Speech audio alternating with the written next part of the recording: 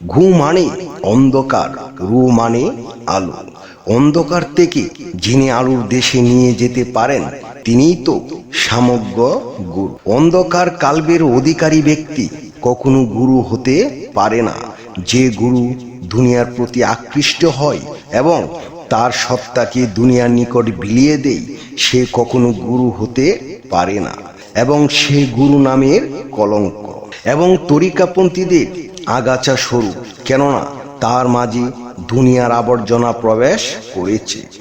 কুরআনকে বৈজ্ঞানিক বিশ্লেষণে অনু করে ব্যাখ্যা করলেই মুফাসসির বা ব্যাখ্যাকারী হওয়া যায়, কিন্তু গুরু হওয়া যায় না। আর বিদ্বান অন্ধ ভক্তদের কুর্নিশ গ্রহণ করলেও গুরু হওয়া যায় না। যিনি গুরু তিনি শিষ্যের সঙ্গে সঙ্গে চলবেন, সর্বকর্মে সর্বচিন্তায়।